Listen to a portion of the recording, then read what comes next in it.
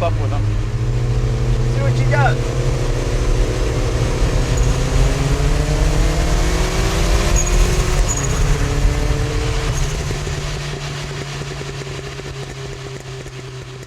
Welcome to an episode of Jay Leno's Garage. The car we're featuring today, 1977 Lotus Esprit. The reason this car is here, besides the fact that it's a Lotus and it's pretty cool, is the fact that it's a one-family car. It's a father and son deal, and they're both here today. Let's meet them. Mr. Claudius and his son Jason. Come in, you guys. How are you? Good to see you. How are you, sir? Fine, and you, sir? And you bought this new? Yes. Okay. And what did it cost new in '77? I'd be curious. I paid $14,500. Okay, that was a lot of money. Oh, yes. And that was almost Ferrari territory in '77, wasn't it? Yes. Obviously, you've had it all these years. Original color, or is this a color change? It's the original color. Yeah, it's okay. always been yellow. It hasn't been painted, but it's always been yellow. Okay, okay. Well, you've kept it just in beautiful shape. Thank you. And now you pass it on to your son. Eventually. Oh, no, you haven't officially passed it on. No, Oh, there's... But he can't drive it. Okay, oh, I see. So I'm the only one driving it the last 2 decades. So. Oh, okay, I see. All right, very good. Okay, so tell us about the car. How many miles on it? What have you done to it? 19,500 miles. From new? From new. Wow. Yeah. He put a body kit on it in the early 80s. That's why it looks more like an 80s turbo. Right. He put the BBS racing wheels on around the same time. Okay. He could never make up his mind with the interior. That's about his 5th interior. Right. Really? He does all the leather work himself upstairs. So, oh, is that right? Yeah. The only thing we don't do in shop is paint. Everything else we do. So he did the interior. Kept changing the color, black at one time, and moved to here. And then in 1985, he got a brand new 85 Turbo Esprit engine, and he put that in the back. Oh, okay. So what kind of horsepower are you making now? 300. Wow. Yeah, Okay, when we had a time. impressive. He put a charge cooler on it, and that got us up to the 300 mark.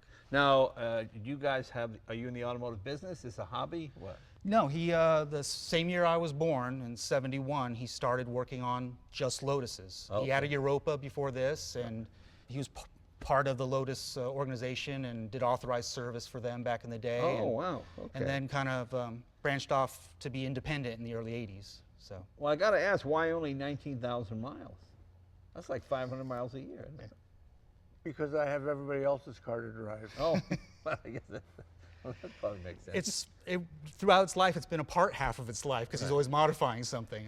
It's rare for us to actually have the car together and drivable. So. Okay, so it's part of the family, isn't it? It really is, yeah. I Yes. would never get rid of it. Now, does this have air conditioning? Yeah, he did add that again Okay. in the 80s, yeah. Okay, did Lotus offer air conditioning? Not or on the was it Series 1, only Okay. starting in the Series 2. Series 1, just a heater. Lotus came out with an aftermarket kit because everybody wanted air conditioning, Right. of course. So this is actually an aftermarket Yeah. kit that we have in here. Was it from England or from America? Came from America. Oh, yeah, because England, like when I bought my F1 McLaren, it came with air conditioning. But if you wanted good air conditioning, it was additional $25,000. I go, well, what? Like, they just put the good. Well, in England, it doesn't really get that hot, so the air conditioning Right. kind of, oh, Yeah. it's not too bad. But here, if you want a good air conditioning, well, it's going to cost you a few Same bucks. thing with the radiator. You know, Yeah. we ended up putting a radiator 3 times the surface Sure, area sure. from original because they didn't overheat in England, which would Wait. bring them out to Southern California. And You know, it's funny, years ago, when I was a kid, and when we were kids, they had cars that had the tropical package. I think Land Rover, you got a bigger radiator. Right. If it was going to Africa or somewhere it was really hot. Right. I think even American cars offered it as well in certain markets. You know, the Tow tropical, packages yeah, and all all kinds that of kind of things. stuff. Yeah, very cool. Okay, well, let's talk some more about the car. This was original to the car. no, correct, or well, on the S1, it had the glass back there. Okay. But like I say, that's more like an 80s turbo, Okay. the louvers. Especially because once they put the turbo, they wanted to be able to let some of the heat out from Right. the turbo. So that's open to the engine compartment. And it's 4-cylinder, obviously. 4-cylinder still. 2-liter? 2.2 in the turbo. 2-liter Okay. originally, though. How many miles on the other engine when you got rid of it? What, about 7,000? Yeah, I'd say there's about 5,000 or 7,000 on this engine since '85. Okay. Did you keep the original engine as well? No, No. it's long gone by now. I believe I sold it. Yeah. Okay. And it's a 5-speed. 5-speed, yeah. Okay. Are these mirrors original or are these later? Not to the S1. They're more like, again, the 80s turbo mirror. Okay. So you've really And updated. electric. The S1 was just a fixed mirror. Oh, okay. That's an electric mirror. Yeah. Okay. Boy, you've really updated it, huh? And the pinstriping. Yeah, I was never sure if I liked the pinstriping until he got it repainted once, and then I saw it without before he put the pinstriping back on, and I didn't like it. Yeah, I know. I think the pinstriping adds something to it. Yeah, it kind of helps break up the yellow. Yeah, it really does. It really does. This original or is this later? No, he added that too. Added that as well. Okay. Can we open the trunk, see what it looks Yeah, like? absolutely. Oh, okay. Well, this looks way too neat and efficient for Lotus. Did you do this? Is this you? Is this new? These fuses? Yes. This Yeah. fuse block? Yeah, it had 8 glass fuses originally, no Okay. relays. Wow. So- And that looks aftermarket. That massive cylinder. We went to a power brake system Yeah. as opposed to a vacuum system. Okay. But again, one of the reasons we always modify the car so much is it's a advertising tool for us. You know, people can see Right. what they can get done on their car by looking at what we've done. to Yeah, us. that's really great. Say they nice, got rid of the neat. electric headlamp motor and went to a linear actuator. Oh, of course. Look at that right Yeah. here. Yeah. Yeah. Well, that's like, boy, really well done, gentlemen. I like to make things look like they came from the factory. Well, it certainly does. It's beautifully done. Although this looks like a classic American hot rod piece. It is. Yeah, it is. It looks like something you get on your 32 It's Ford easy or to get something. replacement Yeah. parts for, and like we put Willwood brakes on the front of the car. Yeah, aren't they great? I love You the know, Willwood brake. Love them. We use those on everything we have here, Yeah. and they just work fantastic. That's just great. Very So the only nice. thing is he has to, of course, because we have a machine shop, so he has to make the hats and the brackets, Right. because Willwood doesn't make anything that'll bolt onto a Lotus. Right, okay. But yeah. You just the front or all four-wheel? Just the front. He's done a few on the inboard, because these had the inboard rear brakes. Right. Oh, that's and right. it makes it much more complicated to get. There's lots more machining that has to go on. So I actually have another Esprit, and he did rear Willwoods for me, but it was so complicated. He says, I'm never going to do any more. And he didn't even put them on this. Let me just shut this again. Yeah. Okay. And it just latches from inside. It latches from the Oh, in- I see. Yeah. Okay.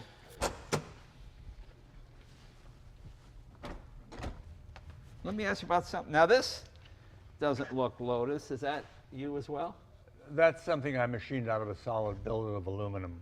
Boy, that's really nicely done. What would that have been plastic originally? Plastic. Yes. Yeah. Same thing with seatbelt surrounds. They were plastic. He machined some out of aluminum. Boy, great work. Really terrific. Very impressive.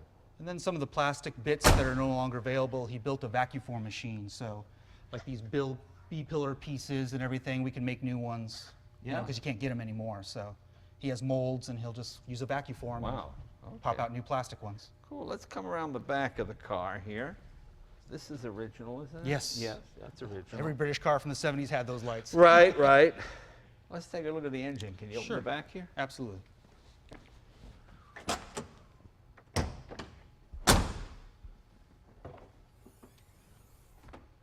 So that's the 85 with the charge cooler, and then one Okay. day my dad got bored and used more linear actuators, so we have the button there to actually open it Wow. up.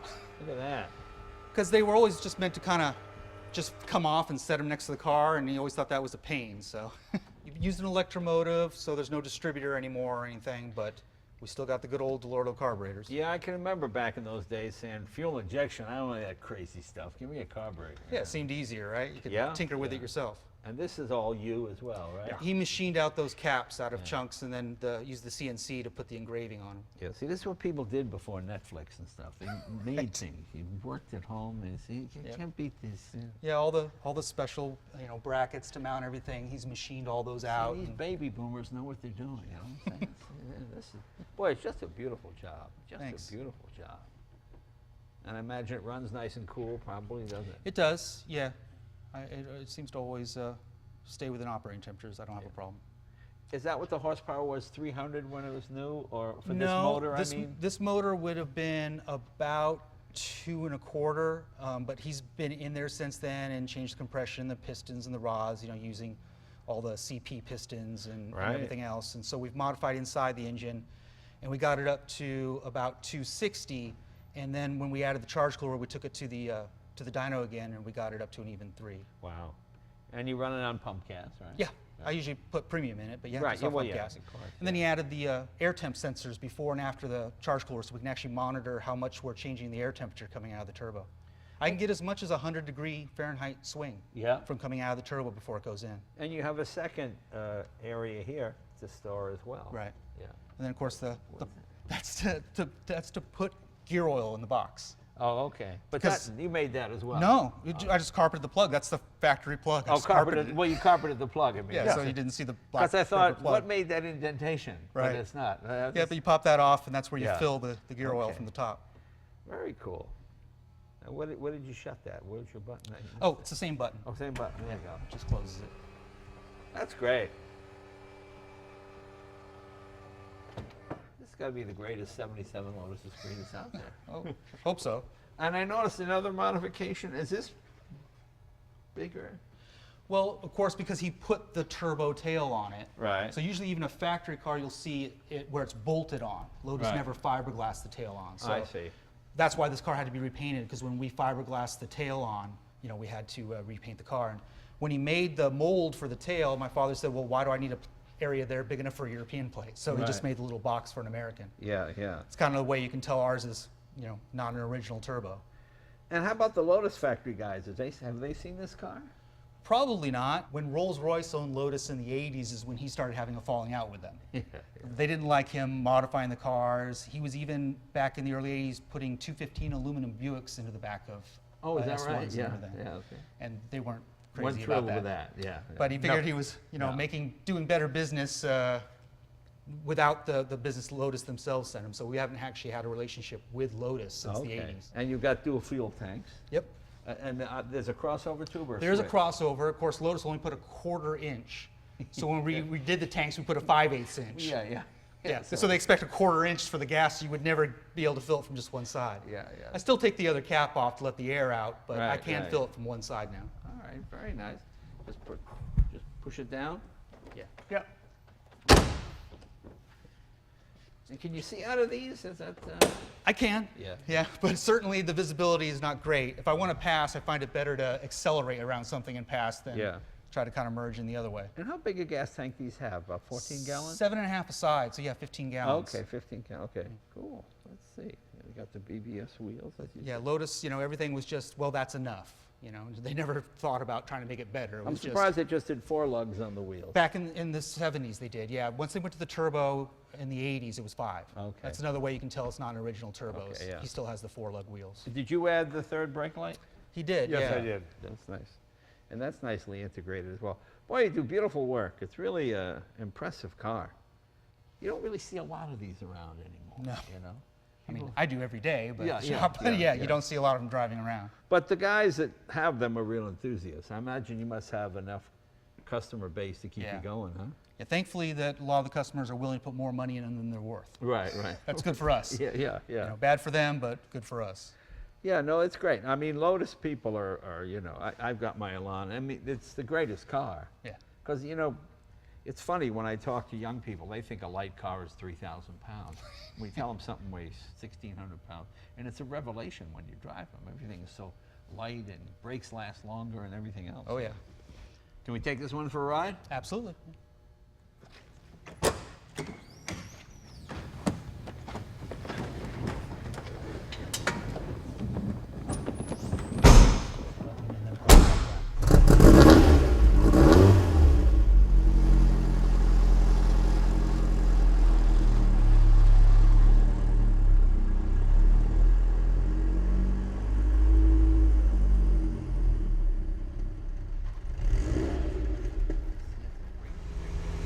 So what made your dad be a Lotus guy? It's kind of funny. It is, yeah. When he first bought the Europa, Right. he traded in an XKE for it. Oh, okay. And then he got the Europa, and he was working as actually an architect designing mobile homes. Oh, okay. But before that, he had worked for a company called FiberFab. Does that mean anything Oh, I to know you? Fiber. They made the FiberFab Yes, GT. yes. Yeah. My dad worked for FiberFab. That's Yeah, what got him okay. kind of into the car realm. And from FiberFab, he actually got a job working for a race team in Venezuela. Wow. And did he go to Yeah, Venezuela? he was there for a little while, and then he came back and he decided he wanted a 9-to-5 job, so he started doing the mobile homes. Right. But on his Europa, he did so much work to it himself, turbocharged it, had the Right. Renault engine, the Series 2 Europa, that other people in the car club and everything started bugging him, and he just started working on them like on the side, and then he kind of got into a full-time gig. I remember those early Europas. The windows didn't even go down. Yeah, the S1s. He had an S2.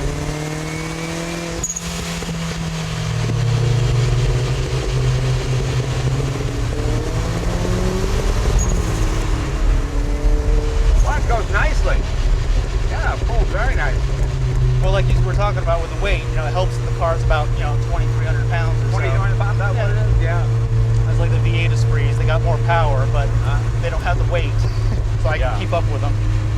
That's Lotus's own V8 in the V8. It is, yeah. I have to admit, that did interest me when it first came out. I thought, It's a little weak, though. yeah. That's why they only had 350 horsepower in that 3.5 liter.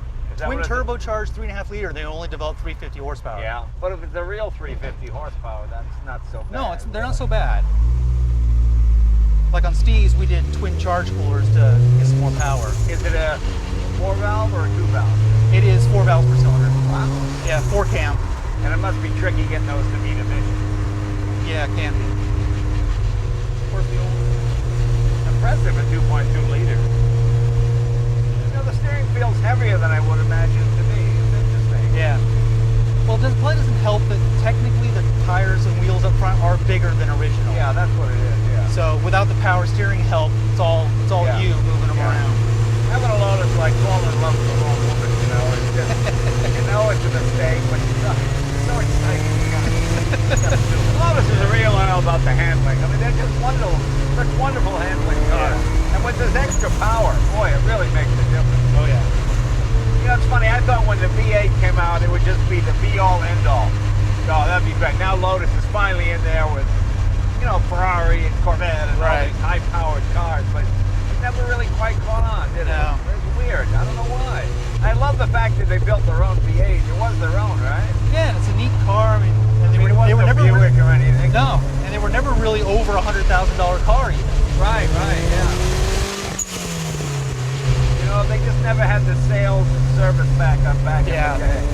Just that 70s wedge shape, you know, that was so hot back in the day. Oh yeah. And it still looks good. It does, yeah.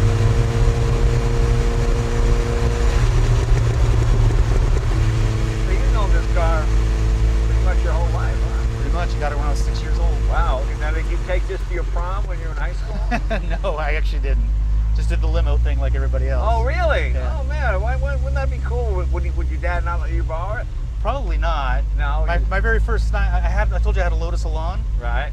That I got when I was 14. Spent 2 years restoring it. Right. On my 16th birthday when I got a driver's license, I took my dad's Chevy truck and put a telephone pole halfway through the engine block at 80 miles an hour. Oh, and your dad's Chevy truck? Yes, so my dad sold the Elan. He said, you would have killed yourself in the Elan, no more Elan.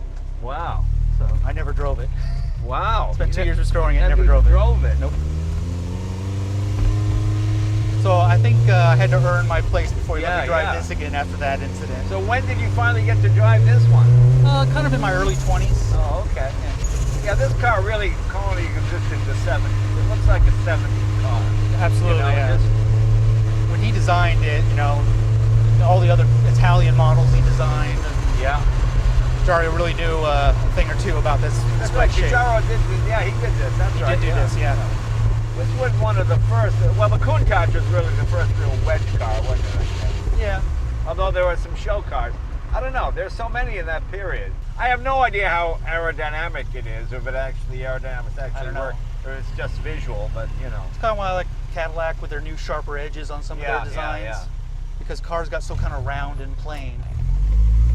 When the Spyder and Camaro came out in '77, you know, same year as this car, the guy who owned the local movie theater knew my dad had one of these and asked him to bring it down for the opening night. Oh, I see. So my dad drove me, that was my first James Bond movie, drove me to Spyder and Camaro this, parked it up in front of the front doors of the theater, and then we went in and saw the movie. Oh, that's fun. So when you come out, was there a crowd around? Oh yeah, people taking pictures and everything. And that's funny. So, you know, I know not Roger Moore isn't everybody's favorite James Bond, but he's always been mine. Yeah, well, no, I like Roger Moore. I'm more of a Sean Connery. Yeah, I gotta go with Sean. Most are, but he was more. Yeah, but Roger drove the Lotuses, and you know, that's right. He drove the Lotus. I grew up with you know, Roger and him driving the Lotuses. Yeah, back in the 70s and into the mostly the 70s, but into a little bit of the early 80s. Yeah. When Chapman would still come out for the Long Beach Grand Prix. Sure. And Mario Andretti was driving for Lotus and everything. Since my father was part of the Lotus team on the West Coast, he got to hang out in the paddock and meet them. And Mario actually would come over to our house for dinner sometimes. But I did get to meet Chapman when I was a little kid. Yeah, Colin Chapman was the guy who said, add lightness. You want to go faster, you know. And he always built incredibly lightweight cars. Just keep taking parts out of the chassis until it collapses and then put that part back in. Yeah, take the one by that. Yeah, that's a good way to put it, yeah. He was an interesting guy. Yeah, he you know? certainly was. Yeah, just a man of his time. And yeah, it was always on the edge, you know? Yeah. But he was brilliant. And the Lotus line is, well, it's Gordon Murray's favorite car, but they are just wonderful handling cars. They're so light and spindly, you know. They literally dance down the road, which is amazing. But you know, there's nothing wrong with any car that a few extra horsepower would secure. And that's right.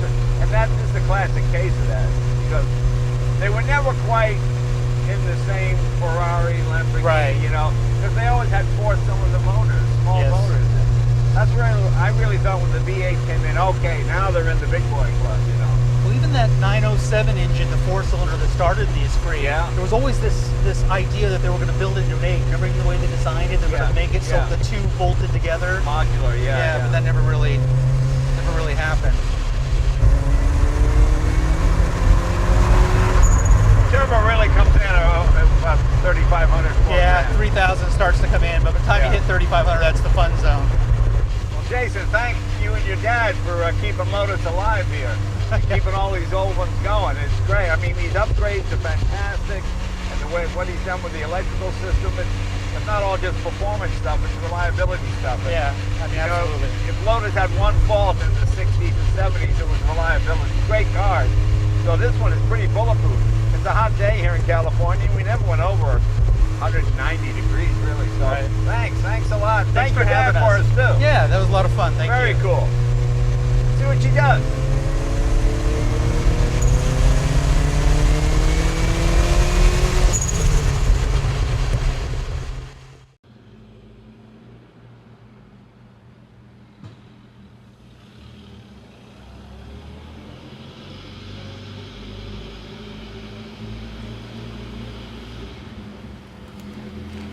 Mm-hmm.